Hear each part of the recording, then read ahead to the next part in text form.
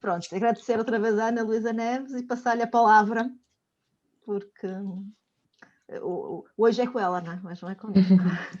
Obrigada, é mais uma vez um prazer sempre poder colaborar, como é óbvio. Para quem não me conhece, portanto, meu nome é Ana Luísa Neves, eu trabalho, a minha posição como full-time é no Imperial, tenho uma posição um bocadinho mista neste momento, como investigadora e como diretora associada do centro, e o nosso trabalho é essencialmente à volta do que é saúde digital, quais são as tecnologias que hoje em dia podemos utilizar de forma a melhorar a qualidade dos serviços de saúde que são prestados. Portanto, nós trabalhamos um bocadinho nesta interseção entre o que é a qualidade de cuidados de saúde e de que forma é que a saúde digital pode suportar essa qualidade e essa melhoria contínua. Eu tenho uma afiliação também à Faculdade de Medicina do Porto, como professora afiliada, e no fundo esta apresentação é um bocadinho, eu diria quase como uma introdução ao conceito do que é Big Data, do que são registros médicos eletrónicos e como é que este tipo de tecnologia em particular pode contribuir para uma melhoria dos cuidados que prestamos. Como habitualmente, eu tento manter isto o mais informalmente possível, portanto a ideia seria, depois da apresentação, termos algum tempo para discussão, mas como é óbvio, há perguntas que fazem mais sentido ser respondidas no momento, por isso se tiverem alguma questão que gostassem de ver respondida mais imediatamente, por favor partilhem no chat e nós vamos tentando monitorizar. De forma a também a dar um bocadinho uma estrutura, também mapear o que é que vamos falar hoje, portanto esta é a estrutura que normalmente eu sigo, portanto é uma estrutura que se baseia nos conceitos teóricos neste tema e nós vamos tentar falar de alguns exemplos objetivos, projetos de investigação nosso no departamento, em como é que aplicamos de facto em termos práticos algumas destas tecnologias. Portanto, nós vamos começar por falar que é o conceito de Big Data in Healthcare, que eu acho que cada vez mais se torna um bocadinho redundante nestas apresentações, porque hoje em dia já toda a gente sabe o que é Big Data in Healthcare. Toda a gente está consciente do potencial de utilização dos dados de saúde, e vamos tentar falar um bocadinho de como é que nós chegamos a este momento e como é que nós aterramos no fundo nesta circunstância em que toda a gente está sempre super excitada em trabalhar com dados de saúde, porque de facto compreendemos que existe muito potencial não só para os serviços de saúde, mas também para envolver os doentes como parte do processo. E eu acho que é importante falarmos um bocadinho deste contexto histórico, porque acho que nos explica um bocadinho do enquadramento, acho que é mais fácil perceber como é que chegamos a este momento e quais é que são os desafios também que temos com base nesse contexto histórico. Depois vamos especificar um bocadinho mais, portanto, o Big Data é um contexto bastante lato, inclui uma série de tudo que é informação em saúde, na verdade, tudo que são volumes grandes de informação em saúde poderiam caber nesta descrição de Big Data, e vamos focar-nos depois mais especificamente nos registros médicos eletrónicos. Como é que os registros eletrónicos são estruturados, de que forma é que nós podemos usá-los de uma forma mais eficiente, como é que os podemos tornar mais user-friendly, mais fáceis de utilizar pelos profissionais de saúde, e também como é que podemos partilhá-los para outros efeitos. Estamos a falar, por exemplo, do uso de registros médicos eletrónicos para questões de saúde pública, como vimos agora muito bem no caso da pandemia de Covid, mas também partilhá-los com os doentes, de forma a que os doentes estejam mais informados, mais capacitados e mais envolvidos na gestão da sua própria saúde. Depois de introduzirmos o conceito de registros médicos eletrónicos, vamos discutir um bocadinho mais em detalhe como é que os registros médicos eletrónicos podem ser, de facto, utilizados pragmaticamente para melhorar a segurança dos doentes.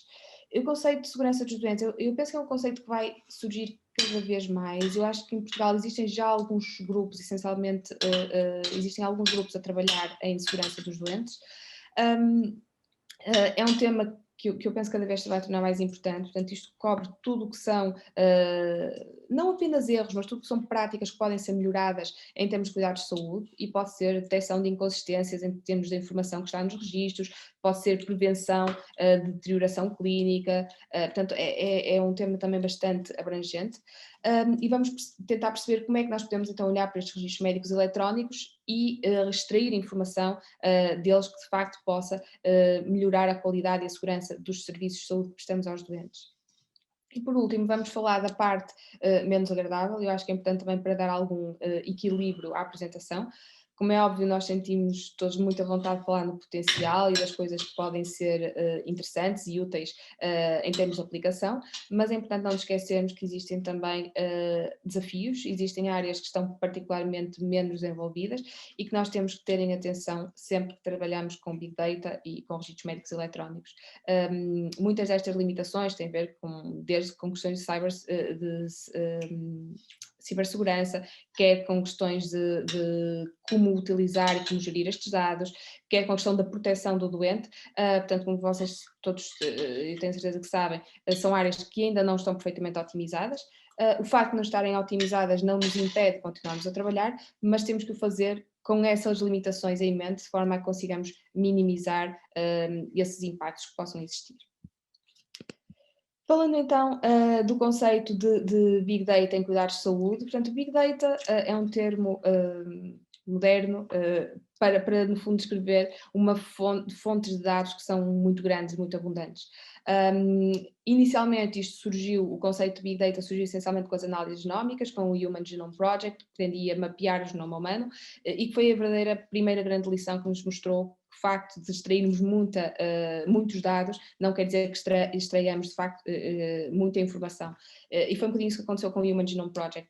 Tivemos uma grande base de dados e começamos a deparar-nos pela primeira vez com o desafio que é: e agora o que é que fazemos com esta informação? Como é que esta informação é útil para os doentes, é útil para os profissionais e é útil para os serviços de saúde?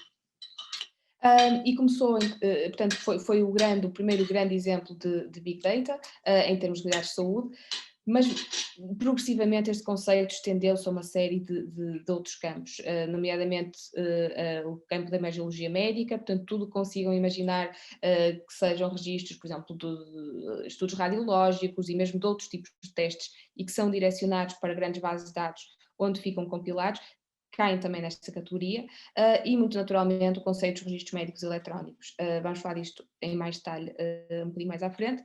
A verdade é que registros médicos já existem há imensos anos, como estão conscientes.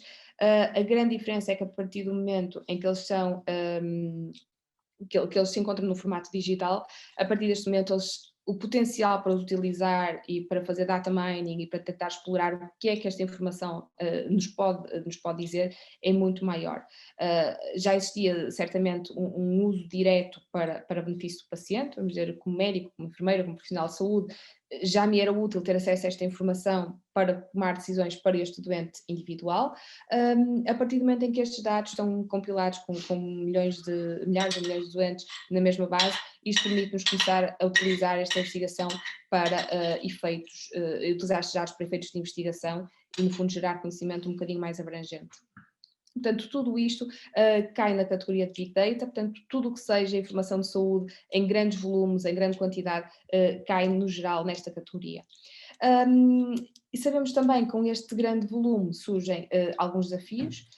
Se pensarem, por exemplo, no caso dos registros médicos eletrónicos, os desafios são vários. Obviamente temos a questão do volume, de ter muita informação que tem que estar armazenada em sítios aos quais consigamos aceder facilmente e com velocidade e com resposta. Precisamos de servidores e de uma estrutura tecnológica que suporte. E depois temos a questão da velocidade a que estes dados se movem, porque não estamos a falar de dados estáticos, estamos a falar de dados que se alteram constantemente, com novas entradas, com novas consultas médicas, com novos dados dos doentes, com novos testes. Portanto, são dados que ou extraímos de facto uma fatia transversal de informação, ou temos que lidar com esta questão da velocidade desta natureza rapidamente mutável dos dados. Outro problema, não é necessariamente um problema, é uma característica destes dados e que pode pôr um problema a quem pretende trabalhar com eles, é a questão da sua variabilidade. Reparem, muitas das vezes os dados, particularmente no caso dos registros médicos eletrónicos, são introduzidos em plataformas diferentes, com estruturas diferentes, com campos diferentes, e isto pode ser um problema quando pretendemos tratá-los. No caso de Portugal, as coisas são relativamente mais simples, porque é um sistema, teve uma abordagem muito, vamos chamar-lhe top-down, houve uma implementação na altura da transformação digital houve de facto não diria uma pressão, mas houve guidance, no sentido em que nós deveríamos passar a imputar os dados em 2 ou 3 ou 4 sistemas que existiam disponíveis e que foram naturalmente afunilando, portanto as opções não são muitas, e significa que a informação que é posta nestes sistemas não é particularmente variada, e por isso quando existem inconsistências, existem formas relativamente simples de fazer estes sistemas comunicarem entre si. E eu penso que imaginam que isto pode ser muito mais complexo no tipo de sistemas. Eu posso partilhar-vos, por exemplo, o caso aqui no Reino Unido, em que a abordagem não foi top-down, portanto foi um bocadinho mais liberal, eu diria, quando surgiram os primeiros serviços, registros médicos eletrónicos, portanto, por parte do governo e das instituições do Departamento de Saúde. Algumas organizações adotaram-nos, outras não adotaram, portanto a adoção não foi muito massiva. E surgiu um grande interesse, portanto, de startups, de empresas, em criarem os seus próprios sistemas, eventualmente criarem os seus negócios à volta disto. O resultado disto foi, eu penso que é um estudo relativamente recente, eu penso que é do ano passado, que mapeou a quantidade de sistemas eletrónicos que existem no Reino Unido, que neste momento são, penso, para cima de 140. Imaginem a dificuldade que é transformar ou tentar fazer com que estes vários sistemas comuniquem entre si e capturem informação sobreponível.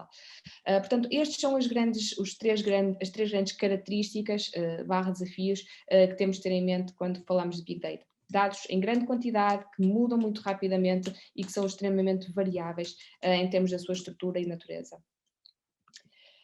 Como eu expliquei há bocadinho, como é que nós aterramos nesta circunstância foi de facto com o conceito do Human Genome Project, daquilo que chama Omics, portanto são bases, grandes dados que eram inicialmente de genes, mas depois as pessoas começaram a questionar-se que proteínas é que estes genes produziam, que metabolitos é que estas proteínas produziam, e gerar no fundo estas grandes bases de dados, essencialmente utilizadas a nível de ciência básica, mas que foram elas que abriram o caminho a tudo o resto. Como vos disse antes também, o Human Genome Project é algo incontornável, sempre falamos de Big Data, e a mensagem-chave que eu gostava de deixar aqui é que é uma quantidade brutal de informação e que nos ensinou a lição de que, de facto, informação não é conhecimento. E passados vários anos nós continuamos sem saber muito, ou sem saber, eu diria, sabemos muito pouco de toda esta informação que está contida no genoma. E eu gosto sempre de trazer isto porque acho que é interessante para termos uma noção da quantidade de informação. Quando o mundo reabrir eventualmente, e se vierem a Londres, isto é uma exposição permanente da Wellcome Collection, gratuita, em que eles basicamente imprimiram a sequência de base do genoma humano. E é uma prateleira que vai do chão até ao teto. Cada um destes volumes portanto, é tipo um dossiê em que está escrito, eu penso que é tamanho 8 ou 10, fonte tamanho 8 ou 10, com toda a sequência de bases.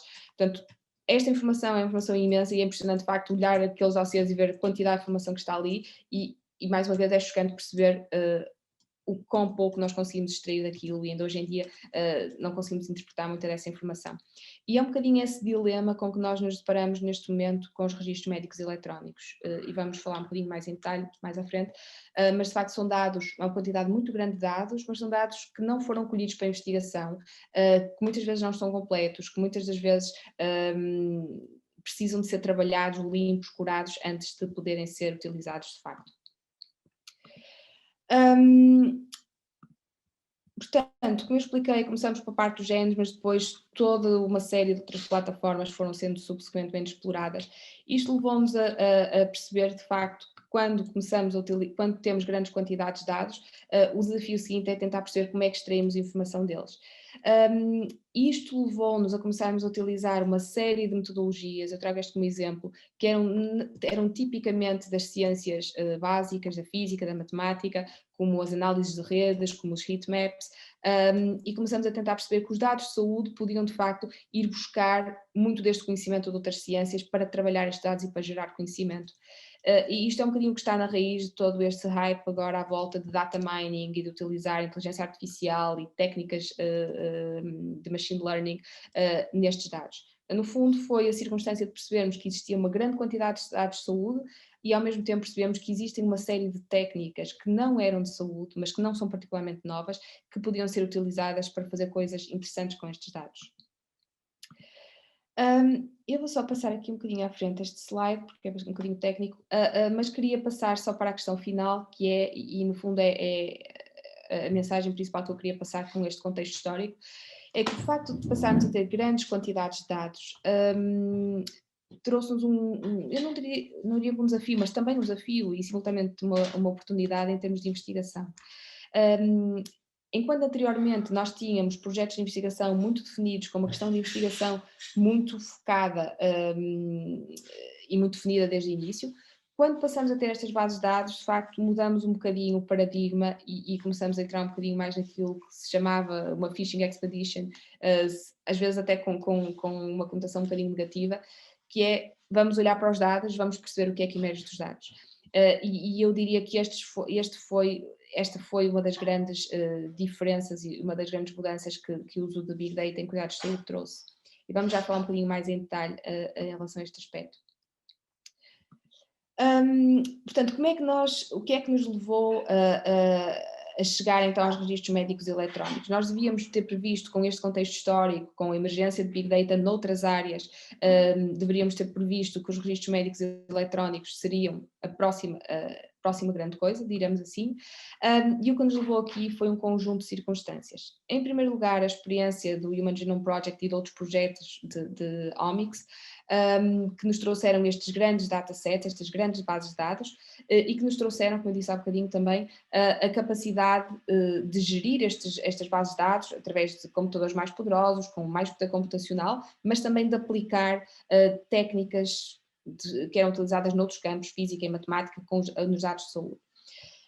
O que eu gosto sempre de dizer aqui, este asterisco que eu ponho à frente do novel, os novos métodos estatísticos, dos quais nós agora falamos muito, machine learning, inteligência artificial, eu acho que é importante ressalvar que a grande maioria destes métodos estatísticos não são novos. O que é novo é a aplicação que nós fazemos deles.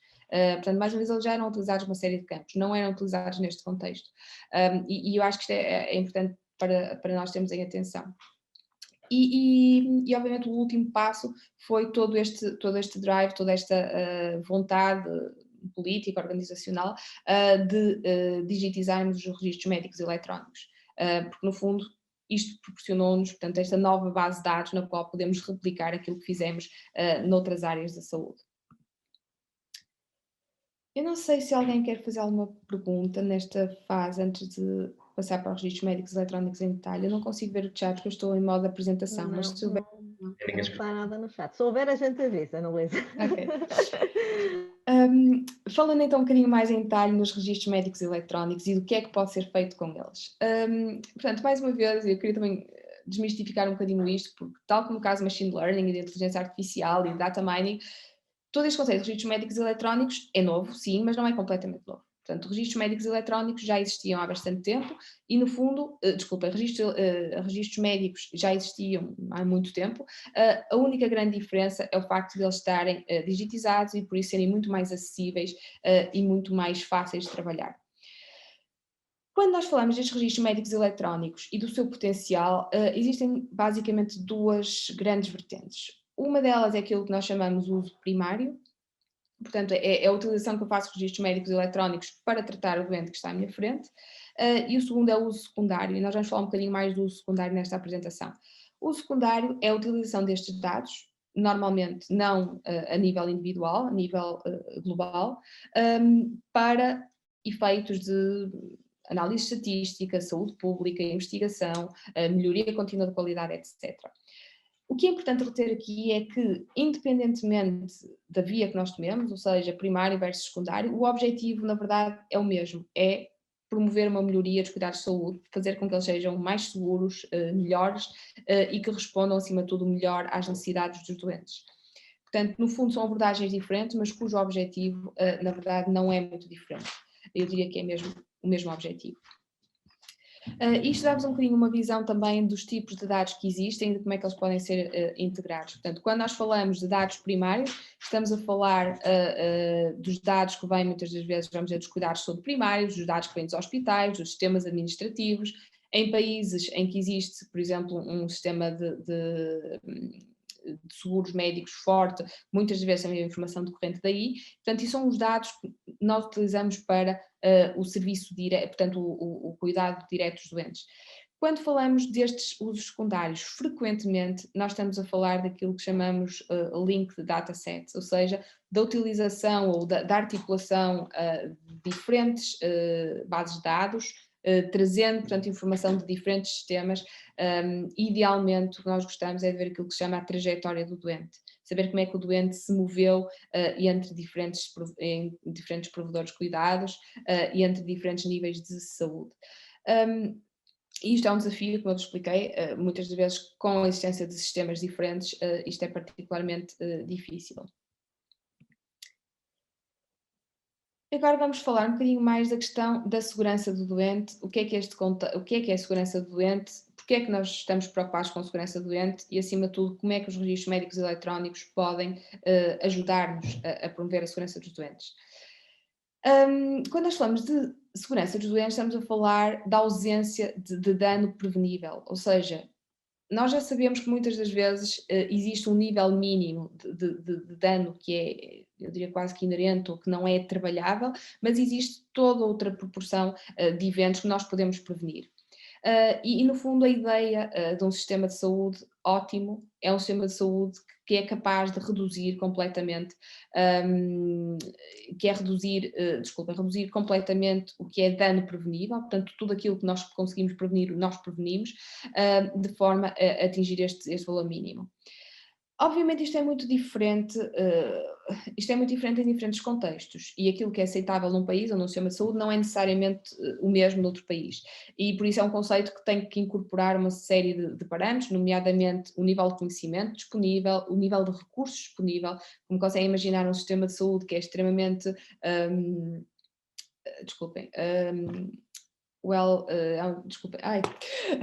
que é extremamente, que tem muitos profissionais de saúde, que tem muitos médicos, muitos enfermeiros, é capaz de mitigar isto de outra forma, certo?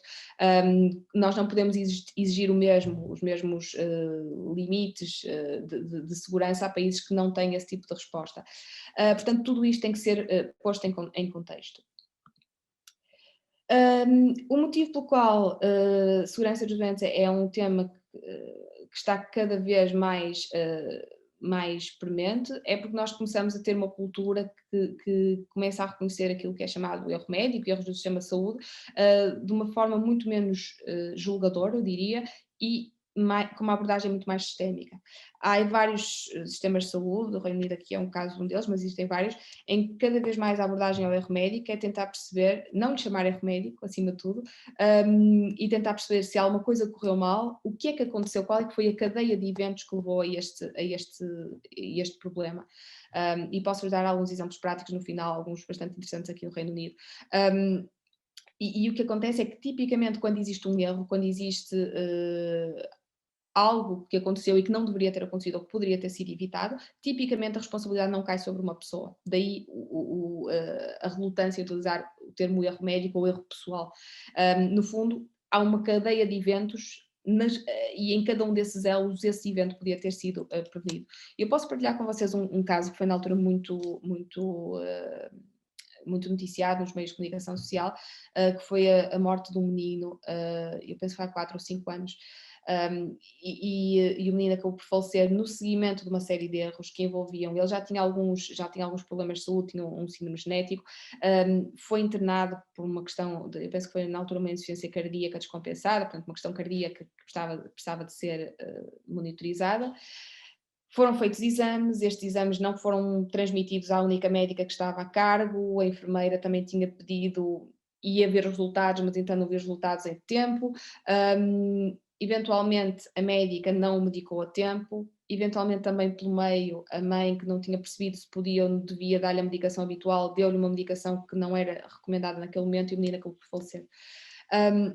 E na altura isto deu uma grande discussão à volta, porque foi na altura em que se começou a falar de segurança, de patient safety aqui, e eu diria, desta abordagem mais sistémica aos problemas, e na verdade a médica ela acabou por ser julgada, acabou por ficar sem licença durante 1 ou 2 anos, e iniciou-se um debate muito aceso sobre isto, porque depois o caso foi escalpelizado, foi partido nestas cadeias, nestes elos todos da cadeia, e começou-se a perceber que de facto a responsabilidade é uma responsabilidade fracionada.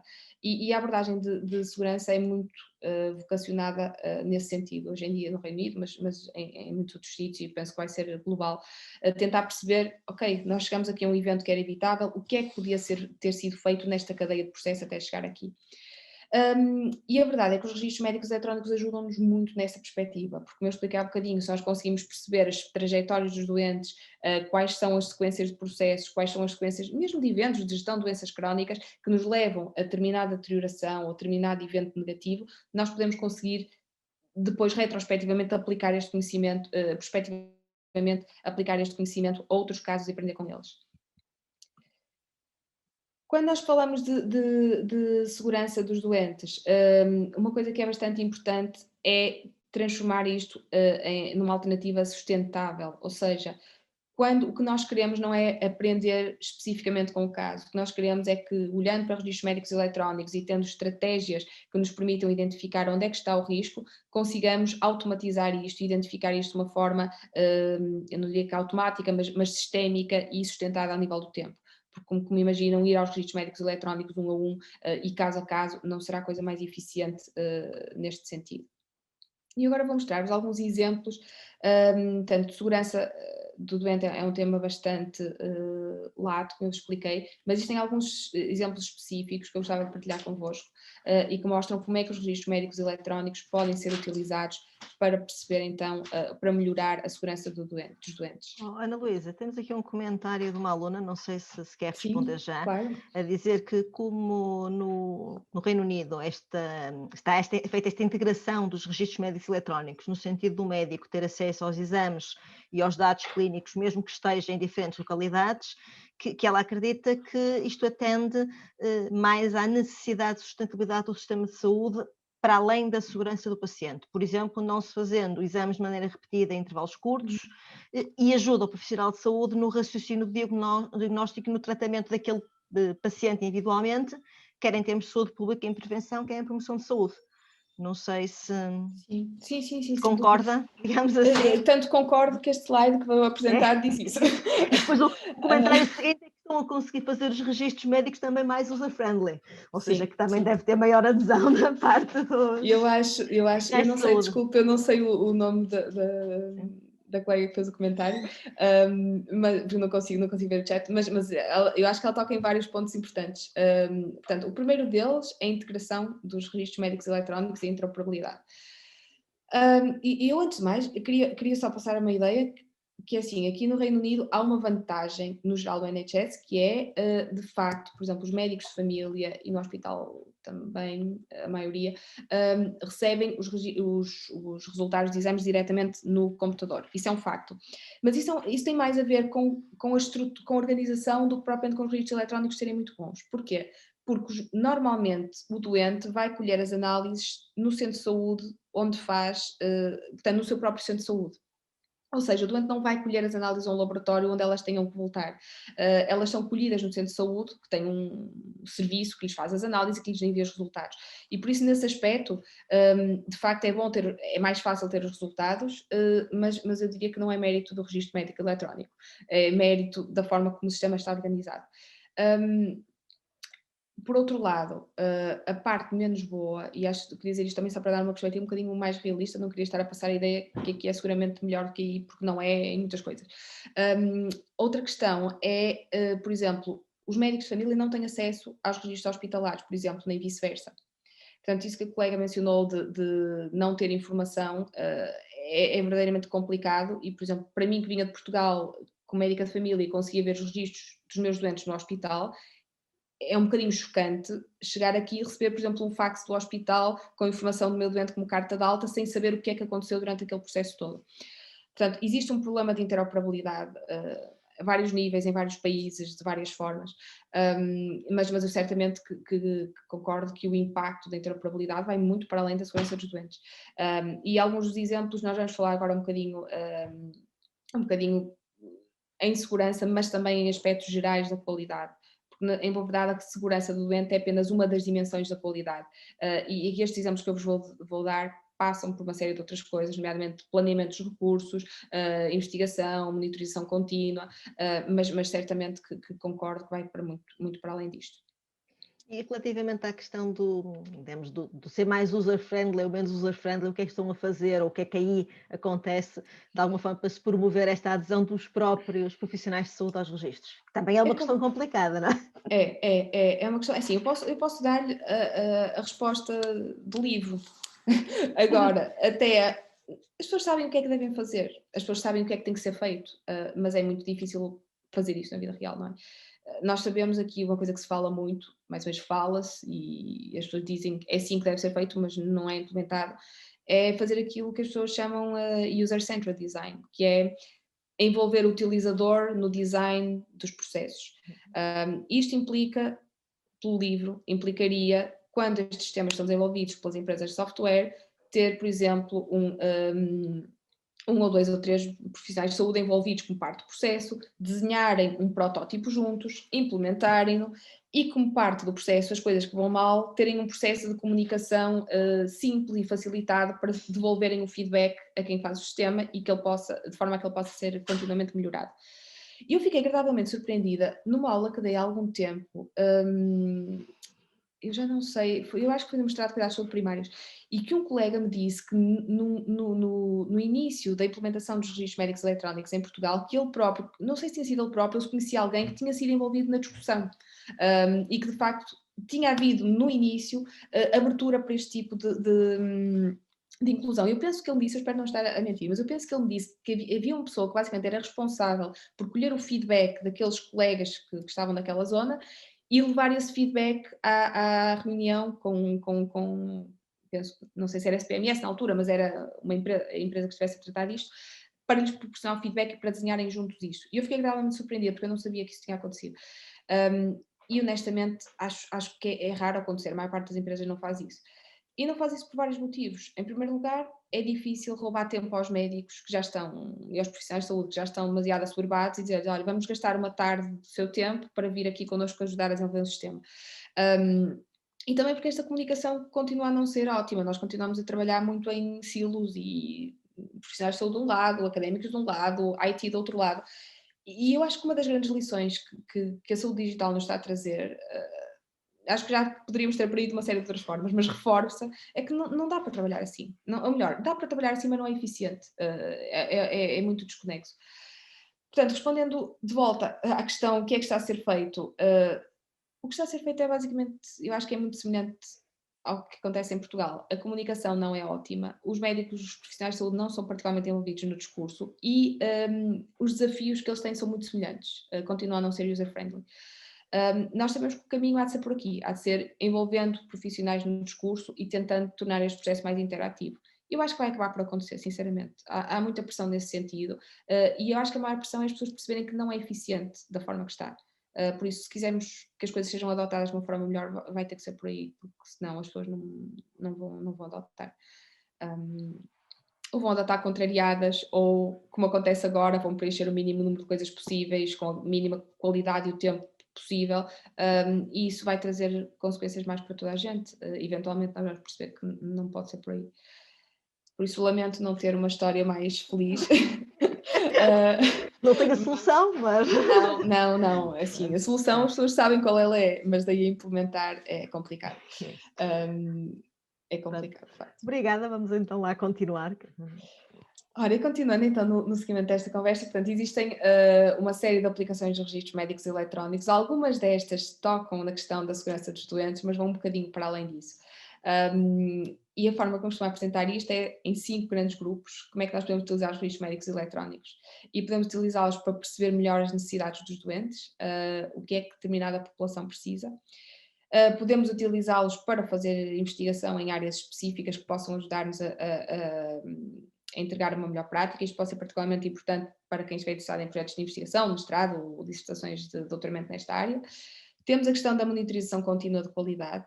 Isto é uma coisa que em Portugal já tem alguma história, portanto, desde o início dos registros médicos eletrónicos, particularmente em cuidados primários, nós tínhamos muito interesse e começamos a utilizá-los relativamente cedo para responder aos indicadores de performance, aos indicadores de cuidados primários.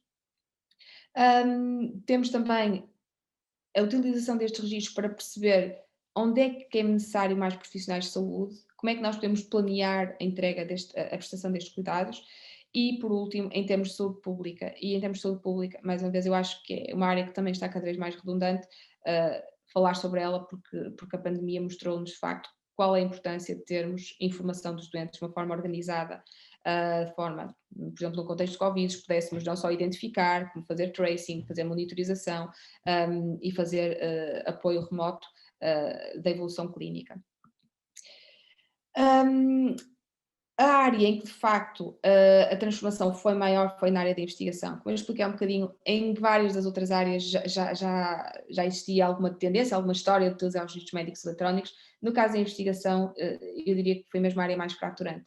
Porque o que acontece é que nós estávamos habituados a fazer estudos em doentes em ambientes muito controlados, muito específicos, grupos muito específicos de doentes. Muitas das vezes, estou a pensar, por exemplo, nos tratamentos de hipertensão e de insuficiência cardíaca, eram muitas das vezes feitos em doentes com características muito específicas, doença já um bocadinho mais avançada, muitas vezes em contexto de cuidados secundários, portanto, doentes muito específicos, e depois o que nós estávamos a fazer era extrapolar a informação deste grupo muito específico de doentes para a população geral e dizer este antihipertensor reduz a mortalidade cardiovascular em 10 anos, ou 5 anos, ou 3 anos.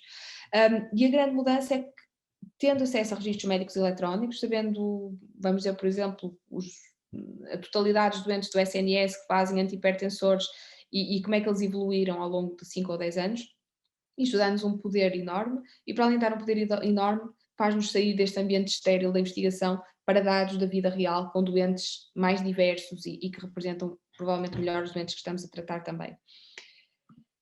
Quando falamos da questão da segmentação dos doentes, o que é que isto quer dizer? Isto quer dizer que nós podemos utilizar esta informação toda que existe nos registros médicos eletrónicos para tentar perceber diferentes necessidades da população e como é que diferentes grupos de doentes se comportam. Este exemplo que eu tenho aqui é um exemplo em que basicamente se utiliza a população que utiliza quer cuidados primários, quer cuidados secundários, e se tenta entender quais são os padrões de utilização. Se eles utilizam, basicamente nós utilizamos o número de contactos que eles tinham, quer em cuidados primários, quer na admissão ao serviço de urgência, quer em treinamentos, quer consultas programadas, e tentamos perceber quais é que são os grupos de doentes que são mais utilizadores ou menos utilizadores. E a ideia disto era tentar mostrar que em várias populações que supostamente eram homogéneas, elas não eram homogéneas, porque existiam de facto utilizações por parte da população muito diferentes, e isto traz necessidades diferentes necessidades diferentes de resposta por parte dos cuidados de saúde. E este exemplo, eu gosto de trazer este exemplo porque basicamente eles utilizam uma técnica que é cluster analysis. Eu já vi que está aqui, são aqui pessoas que percebem bastante muito de cluster analysis, mas é um exemplo, e eu acho que pode servir eventualmente alguma inspiração, quer para projetos de mestrado ou doutoramento, em como, utilizando registros médicos eletrónicos e adicionando-lhes uma camada de uma metodologia estatística, seja cluster analysis ou network analysis, podemos de facto ter resultados muito interessantes. E esta seria, no fundo, quase que a minha mensagem principal aqui. É importante perceber, com este potencial de dados que nós temos, qual é a pergunta de investigação que queremos responder e quais são as metodologias novas que podemos utilizar. E muitas das vezes as pessoas dizem, mas eu não sou um especialista em cluster analysis, eu não sou um especialista em network analysis. E eu acho que o segredo, muitas das vezes, neste tipo de projetos de Big Data, é, acima de tudo, perceber o que é que cada pessoa da equipa pode, de que forma é que cada pessoa da equipa pode melhor contribuir. E muitas das vezes, se a vossa contribuição para a dissertação for identificar a pergunta de investigação que faz sentido e que de facto vai ter impacto, isso é uma contribuição ótima. Mesmo que precisem de ter aconselhamento no método ou de alguém que vos guie sobre a utilização do método específico, nós não precisamos ser especialistas em tudo e ninguém seguramente será especialista em tudo. Portanto, é um bocadinho tentar perceber quais são as oportunidades com estes dados, com estas metodologias e como é que podemos resolver, acima de tudo, uma questão de investigação que seja relevante. A questão da expertise específica dos métodos é uma questão que pode certamente ser resolvida através de colaborações e através de aconselhamento e de supervisão. Outra área em que os dados dos registros médicos eletrónicos têm sido muito utilizados aqui no Reino Unido é para planear as necessidades de alocação de recursos.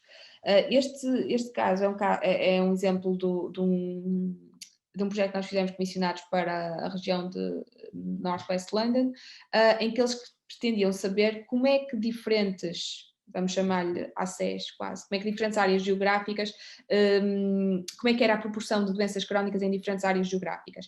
E eles queriam saber isto porque queriam, no fundo, ajustar o número de profissionais que eram alocados a cada uma destas áreas. E o que vocês conseguem ver aqui, por exemplo, é que, reparem, por exemplo, aqui no caso de cuidados paliativos ou no caso da osteoporose,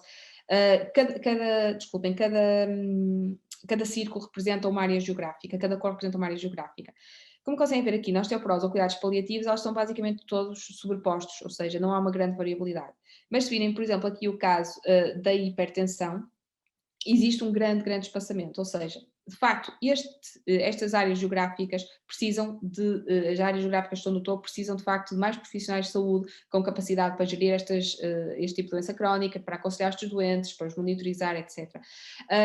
E esta é uma das aplicações, é um exemplo bastante simples, mas é uma aplicação em como, utilizando registros médicos eletrónicos, nós podemos mapear as diferentes necessidades de uma população e esperemos conseguir usar esta informação para alocar recursos de saúde de uma forma mais equilibrada. E depois temos outro tipo de alternativas, e mais uma vez aquilo que eu disse em relação à cluster analysis também é aplicável aqui, que é uma análise de redes, e que no fundo é tentar perceber, os registros médicos eletrónicos permitem fazer uma coisa muito interessante, que é perceber como é que os doentes se mexem entre diferentes áreas geográficas. E neste caso, basicamente foi um estudo em que seguiu as transições de cuidados dos doentes, como é que eles se mexiam entre diferentes organizações em diferentes áreas geográficas. Isto dá-nos algo que é muito importante sob o ponto de vista da segurança do doente, que é quando acontece um evento prevenível, eventualmente, poderia ter sido prevenível, o que é que aconteceu até ali, como é que o doente se mexeu no sistema, quais foram as sequências de procedimentos que aconteceram até ele chegar aí e de que forma é que essas sequências podem ser utilizadas, do ponto de vista de data mining, para prever uma eventual deterioração. Neste caso, isto foi feito em relação a instituições, como é que os doentes se mexem em várias instituições, mas isto pode ser perfeitamente aplicável, por exemplo, vamos imaginar uma doença crónica, como diabetes ou hipertensão, pela forma como o doente se comporta, por exemplo, pela frequência de interações que ele tem com o sistema de saúde e pelo tipo de interações, nós podemos muitas vezes prever padrões que sugerem que este doente vai deteriorar e que deve ser apanhado e cuidado o mais cedo possível antes que isso aconteça. Portanto, isto está muito mais relacionado com a questão da predição de deterioração e de risco, e que é um aspecto importante de segurança em saúde.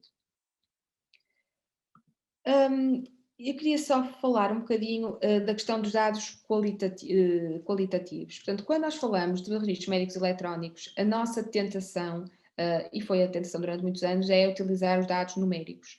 Os dados numéricos caem um bocadinho naquilo que é mais o nosso território de conforto, de uma forma ou de outra, em termos estatísticos, as abordagens são um bocadinho mais familiares. E durante algum tempo existiu alguma resistência da comunidade científica em tratar aquilo que nós chamamos free text data, portanto que são aqueles dados que os profissionais de saúde escrevem em campos abertos, as notas clínicas, tudo isso. E isto acabou por se tornar um bocadinho um dilema, porque toda a gente era relativamente consensual que este tipo de dados eram extremamente ricos, que havia muita coisa que não era capturada pelas categorias, mas ao mesmo tempo existia alguma resistência a trabalhar estes dados porque nós não sabíamos muito bem como fazê-lo. E o que eu gostava de vos salientar com este slide é que, de facto, hoje em dia existem várias alternativas.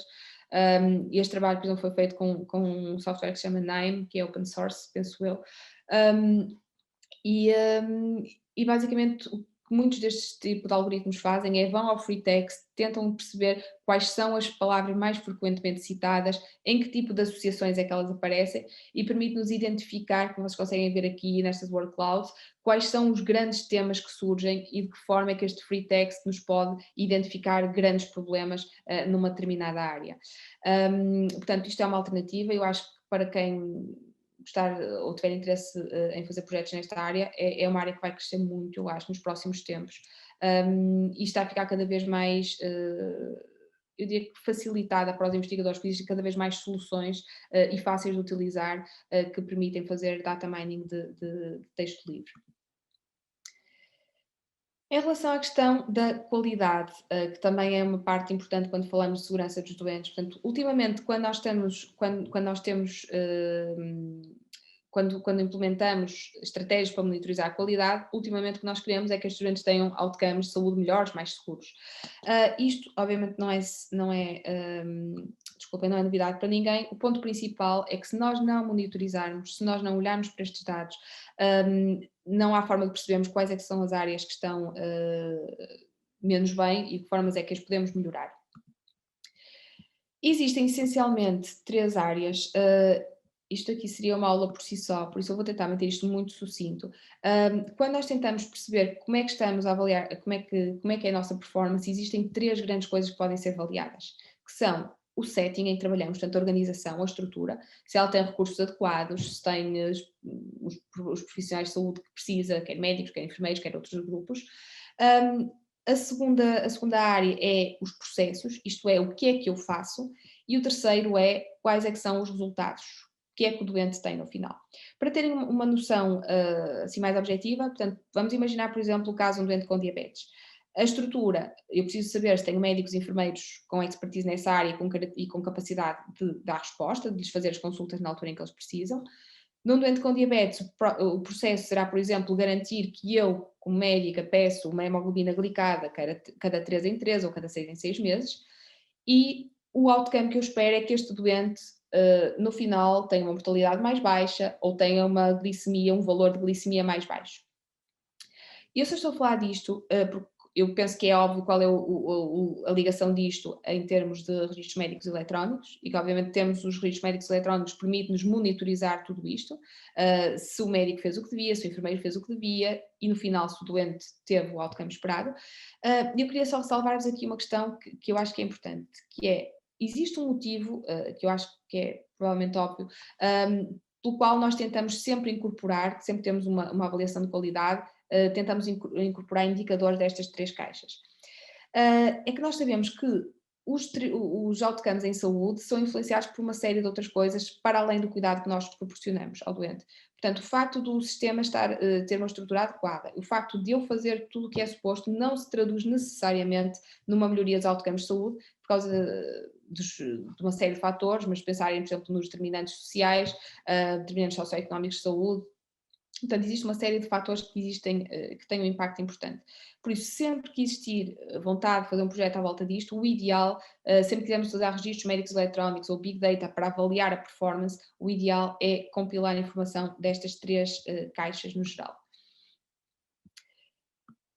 Dando finalmente alguns casos mais específicos em como é que os registros médicos eletrónicos podem ser utilizados especificamente no caso da segurança dos doentes, o potencial é imenso, como vocês imaginam. Portanto, podem-se avaliar situações específicas, como por exemplo negligência, ou casos mais específicos, como por exemplo, cá no Reino Unido existem 4 ou 5 grupos que eles avaliam sistematicamente, que são as infecções adquiridas no hospital, que são um indicador de segurança. Portanto, se existir uma taxa de infecções no hospital muito elevada, isto é considerado um mau indicador.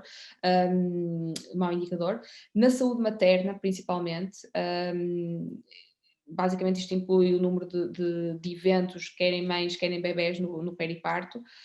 Tem também bastante trabalho feito no tromboembolismo venoso profundo. Portanto, tudo que são situações de tromboembolismo prevenível em doentes, portanto, que estão hospitalizados e que por isso supostamente estão a fazer algum tipo de tratamento para prevenir tromboembolismo. Quando existem hospitais ou áreas em que existem valores muito elevados, isso também é considerado um mau indicador de segurança do doente. E tem também a questão das quedas, por exemplo, a monitorização do número de quedas nos hospitais, que surpreendentemente é bastante alto, é também considerado um marcador de segurança. Portanto, existem áreas específicas de segurança do doente, portanto, já falamos dos casos genéricos, em termos de investigação, de monitorização da qualidade, mas depois existem casos mais específicos em que as pessoas podem aprofundar a avaliação da qualidade. Isto encaixa finalmente num conceito que nós falamos frequentemente aqui, que é o conceito de Learning Health Systems. Portanto, são sistemas de saúde que são capazes de parar, olhar para os seus dados, identificar áreas que estão particularmente mal ou exemplos particularmente bons e utilizar esse conhecimento para reformular o sistema e para adaptar o sistema de forma a que ele se torne melhor. E isso é particularmente importante quando nós pretendemos, então, identificar áreas de segurança que podem ser melhoradas. Muitas das vezes estes gaps de segurança e as áreas em que os sistemas particularmente falham como um todo, são daquilo que nós chamamos de transições entre os cuidados de saúde. Muitas das vezes nas transições entre cuidados primários para cuidados secundários, falhas de informação, falhas de comunicação, erros relacionados, por exemplo, com a questão de medicação ou de informação relacionada com medicação, alergias, interações medicamentosas, muitas das vezes surgem problemas relacionados com essa área. Portanto, ultimamente o nosso objetivo, quando utilizamos registros médicos eletrónicos, é obviamente detectar padrões que nos vão dar ou que nos vão levar a um outcome um bocadinho pior, mas acima de tudo tentar aprender com esses padrões de forma a que no futuro consigamos perceber se um doente está a entrar num padrão semelhante, é a altura certa para intervirmos, se é um doente de elevado risco. E é aquele conceito que nós chamamos de root cause analysis, tentar perceber qual foi a causa que nos levou a este evento específico. Saindo um bocadinho desta questão portanto, tudo isto foi sobre aplicações de Big Data e particularmente registros médicos eletrónicos para a segurança dos doentes. Eu gosto só de terminar por falar da questão da partilha dos registros médicos com os doentes. Obviamente isto sai um bocadinho do tema que é a aplicação para usos secundários, portanto utilizar os registros médicos eletrónicos para gerar conhecimento, mas eu acho que não é justo falarmos em partilha de registros médicos eletrónicos dos doentes por outras pessoas, quando ainda há um longo caminho por nós a fazer em relação a facilitar o acesso aos próprios doentes. Portanto, muitos dos doentes não têm ainda acesso à sua informação e existe um grande debate sobre de que forma é que nós podemos fazer esta partilha de uma forma segura, que faz sentido para toda a gente, que não cria ansiedade, que não cria mais problemas, mas acima de tudo que capacita os doentes. Isto foi algum trabalho que nós fizemos nos últimos anos, que foi basicamente tentar perceber como é que partilhar os registros médicos eletrónicos com os doentes lhes pode melhorar a qualidade dos serviços de saúde, incluindo na questão da segurança. E o que nós encontramos, isto é uma meta-análise que nós publicamos no BMJ Quality and Safety o ano passado, o que nós encontramos é que realmente em termos de segurança existe um impacto grande, ou seja, doentes que têm acesso aos seus registros médicos eletrónicos são mais capazes de detectar inconsistências, nomeadamente valores errados em termos das doses que estão no sistema ou da medicação que está no sistema e que portanto já foi atualizada, e como é óbvio isto tem um impacto grande. Vamos imaginar, por exemplo, se o doente é admitido no hospital, se não tem capacidade de dizer que medicação é que está a tomar e as decisões vão ser tomadas com base na informação que está nos registros clínicos. Portanto, em termos de segurança existe claramente um impacto importante. Nós falamos até agora falamos de registros de datasets de uma forma mais ou menos individual, mas a tendência, acima de tudo, é tentar ligar diferentes datasets com outras fontes. Portanto, estamos a falar não apenas de datasets de saúde, mas também da sua integração com informação que vem, por exemplo, de saúde, das bases de dados de saúde pública, ou aqui no Reino Unido do Office for National Statistics, que é portanto, uma organização que faz estatística geral em termos de serviços de saúde, mas não só. Portanto, a ideia é um bocadinho tentarmos ligar, tentarmos estabelecer conexões entre bases de dados diferentes, e há muito trabalho feito nessa área. E cada vez mais sair um bocadinho dessas bases tradicionais e fazer, por exemplo, a ligação com os wearables. Portanto, Fitbit, tudo que é informação colhida a partir de outros devices médicos pode ser incorporada em registros médicos eletrónicos.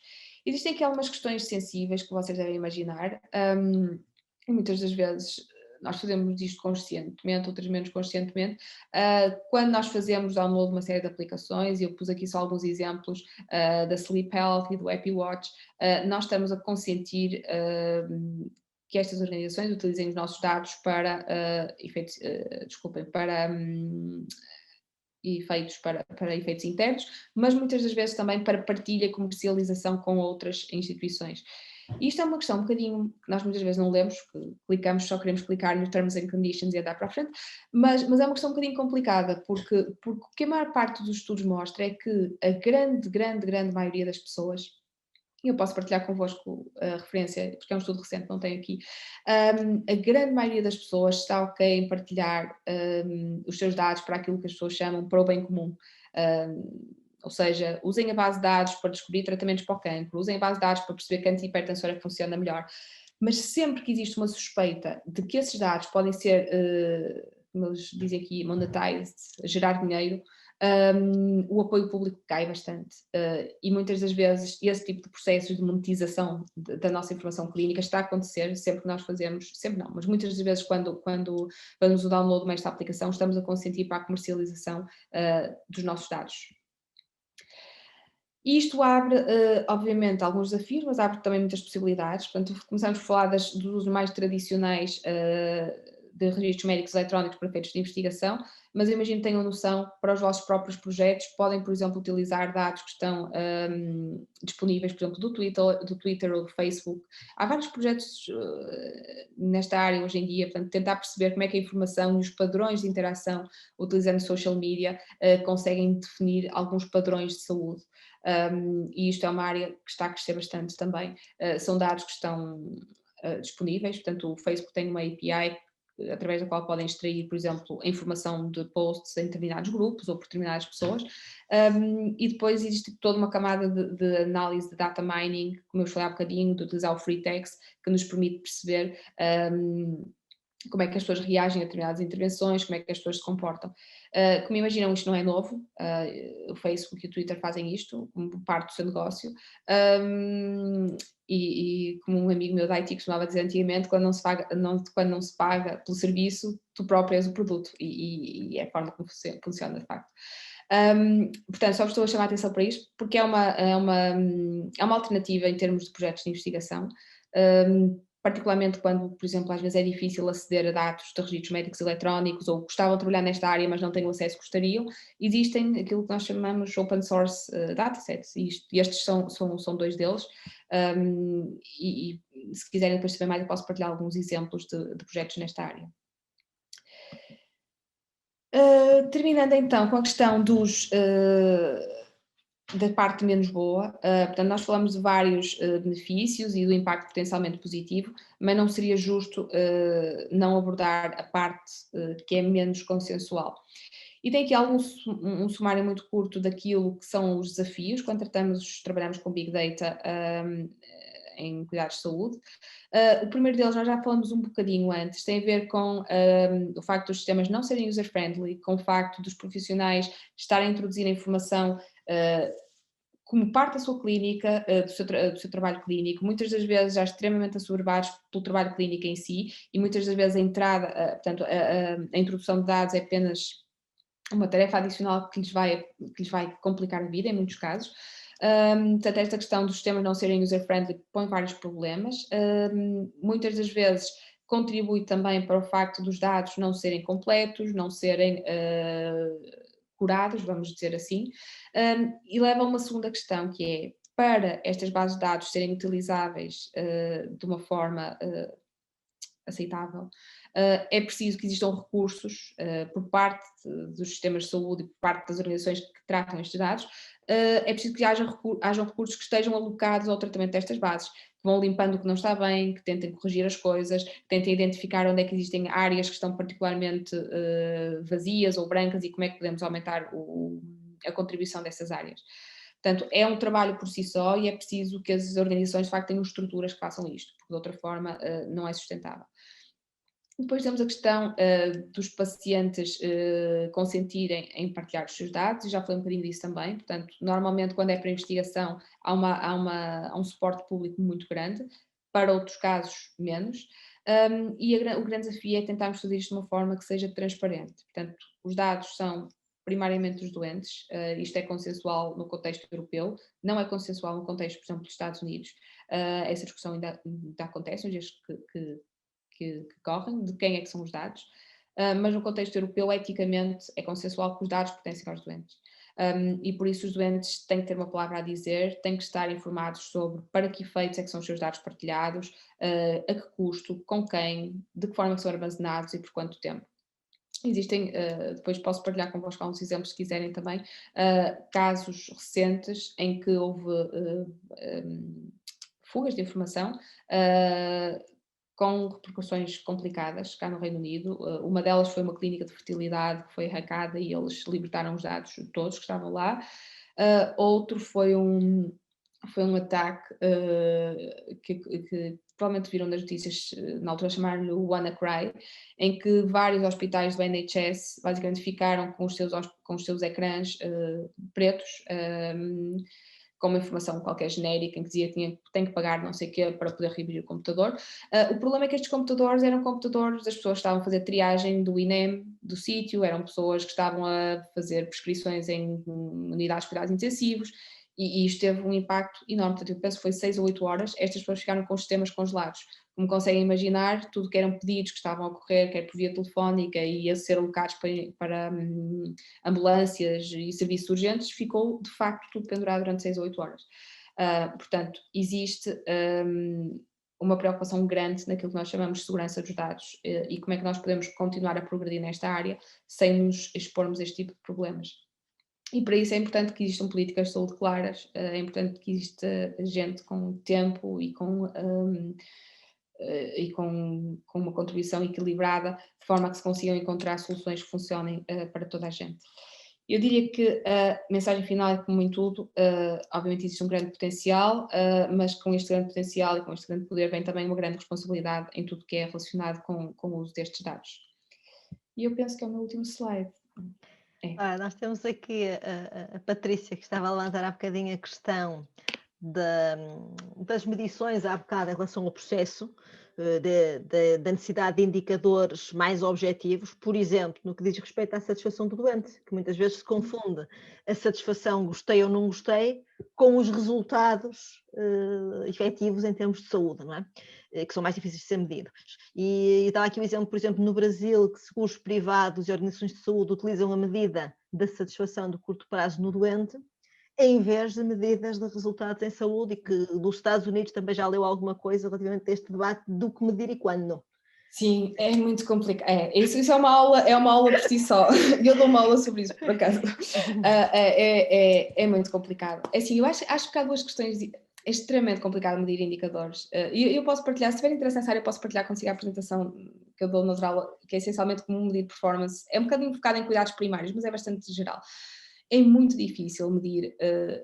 Acima de tudo, é difícil definir o que são indicadores. Normalmente, os indicadores devem ser aquilo que são definidos como SMART, que é precisos, achievable, portanto, coisas muito específicas e fáceis de medir, no fundo.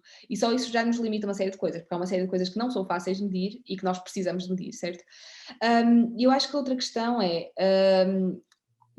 acho que há duas questões diferentes. Uma delas é como é que nós definimos qualidade em serviços de saúde. E eu fui buscar este slide outra vez, porque é muito difícil definir qualidade. Esta é uma das estruturas que é muito utilizada nos Estados Unidos, eu gosto muito dela, e ela parte qualidade nestas 6 dimensões. Supostamente, um serviço de qualidade é centrado no doente, é efetivo, isto é, aquilo que falou há bocadinho, tem benefício em cuidados de saúde, é seguro, portanto, reduz de alguma forma este tipo de problemas de patient safety, não gasta demasiado dinheiro, ou não, vamos dizer, não gasta dinheiro desnecessário, e é capaz de dar uma resposta rápida, portanto, não atrasa as pessoas. E depois esta dimensão da equity, que é, cada vez fala mais, que é dar o mesmo tipo de serviço a toda a gente, portanto, não deixa ninguém para trás. Quando nós falamos de qualidade, uma forma de medir qualidade objetivamente era olhar para cada um destes 6 campos. Mas, como dizem muito bem, em effectiveness, portanto, tudo que é health outcomes é fácil de medir. Quando nós falamos, por exemplo, do que é satisfação para o doente, começamos a entrar em territórios um bocadinho mais complicados. Porque, obviamente, é uma dimensão da qualidade, nós queremos que os doentes saiam do serviço satisfeitos, mas também muitas vezes temos a noção que a percepção de satisfação é influenciada por uma série de outras coisas, desde a percepção do doente, da literacia do doente, daquilo que ele pretende obter do sistema e que muitas das vezes não é necessariamente do seu melhor interesse. Por isso é bastante complicado. E eu acho que é um bocadinho esse o racional pelo qual, quando falamos de avaliação de monitorização, caímos na questão do setting, processo e outcome. Porque estas 3 coisas são fáceis de medir e são objetivas. Mas eu concordo consigo que, de facto, há outras dimensões que caem aqui, nomeadamente na patient-centeredness, que caem na equity, que não são fáceis de medir e os resultados podem ser um bocadinho misleading e difíceis de interpretar, e certamente precisamos de melhores medidas para avaliar isso.